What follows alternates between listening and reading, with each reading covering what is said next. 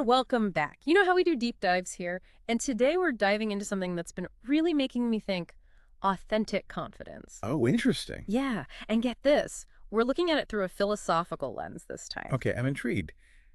How does philosophy play into authentic confidence?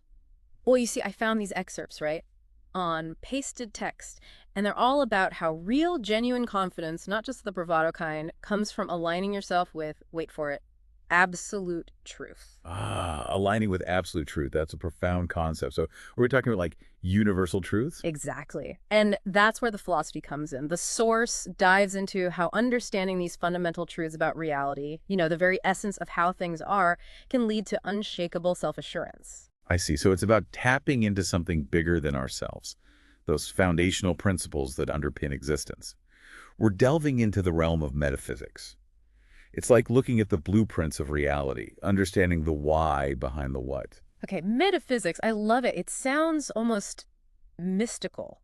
But to be honest, when I first read Absolute Truth, I was a bit lost. Seemed kind of abstract. Right, it's a big concept to grasp. But then I got to the examples in the source. That's when it all clicked. The examples, yes, they always make these philosophical ideas so much more tangible. Totally. So, like, one that really hit home for me was effect cannot surpass its cause.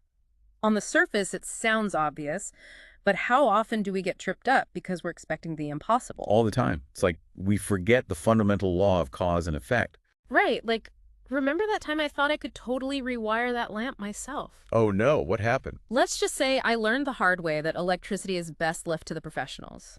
My confidence in my DIY skills definitely took a hit that day. Uh-huh. That's a perfect example.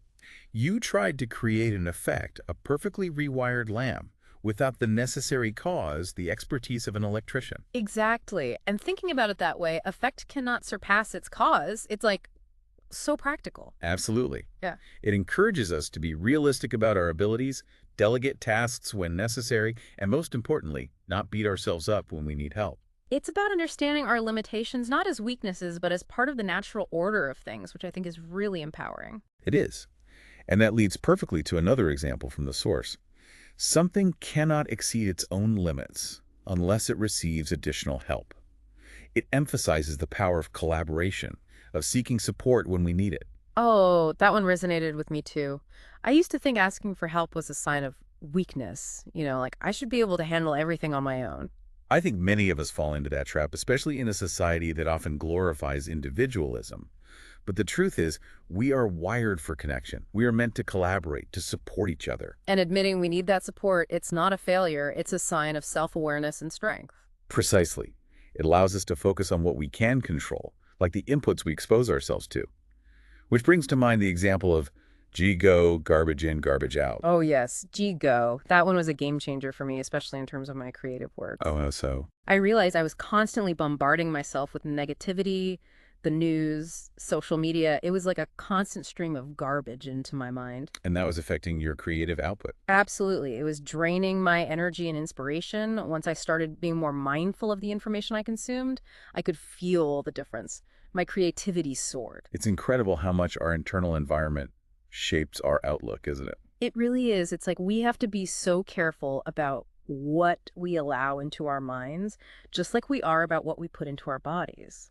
And speaking of inputs, there were a couple more examples that really stood out to me. One was, the larger cannot be contained by something smaller. The source used this to talk about tackling challenges step by step, which I found incredibly helpful. Oh, that's a good one. It's easy to get overwhelmed by the sheer size of a goal or a project. It can feel insurmountable. Right? But this principle reminds us to break it down into manageable pieces. We don't have to conquer the entire mountain in a day. We just need to take that first step. It's like that saying, a journey of 1,000 miles begins with a single step. Exactly. Each step, no matter how small, contributes to the larger goal. And the feeling of accomplishment we get from completing each step, that just fuels our confidence to keep going. Exactly. Now, there was one more example that I found particularly thought-provoking. The example of justice. Oh, yes. The source really emphasized that true justice goes beyond just treating everyone the same, didn't it? It's about understanding the context, the nuances of each situation. Absolutely. It's about moving beyond superficial judgment and seeking deeper understanding before we act. It's like that quote from Harper Lee's To Kill a Mockingbird. You never really understand a person until you consider things from his point of view, until you climb into his skin and walk around in it. Exactly. It's a powerful reminder to approach situations with empathy and wisdom, considering all perspectives before forming an opinion or taking action. Which, when you think about it, applies to so many areas of life, not just legal justice, right? Absolutely. It's relevant to our relationships, our interactions with the world, even our own internal dialogue. So, listener, as we're unpacking these examples, what's standing out to you? Because for me, it's this connection between authentic confidence and these almost universal truths. And that's the beauty of this approach, isn't it? It's about grounding ourselves in these fundamental principles that govern reality. It's not about puffing ourselves up with false bravado, but aligning ourselves with something much larger and more enduring. And by doing that, we find a sense of peace and stability within ourselves, even when external circumstances are chaotic. Exactly.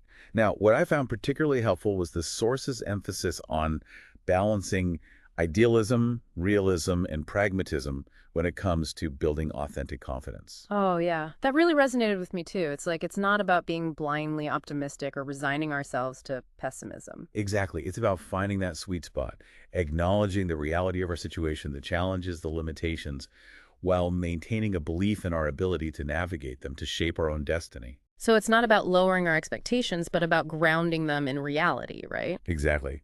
We can still have those big, audacious dreams, but we need to be pragmatic about the steps we need to take to achieve them. It's about working within the constraints of reality, not pretending they don't exist. Precisely. Mm. It's a more sustainable, authentic way to approach life, and it leads to a deeper, more resilient kind of confidence. This has been such a thought-provoking conversation. Who knew exploring authentic confidence could lead us down such a fascinating philosophical path? It's amazing how interconnected everything is, isn't it? And it all comes back to aligning ourselves with those fundamental truths, those guiding principles that underpin existence. And as we wrap up, I want to leave our listeners with a question to ponder. Yes, a bit of homework, so to speak. Exactly. What are the absolute truths within your own field, your areas of expertise, or even in your personal life? And how can aligning yourself with those truths, those guiding principles, help you move forward with greater confidence and purpose? It's something to reflect on, to explore, and see where it leads you on your own journey to authentic confidence. Until next time.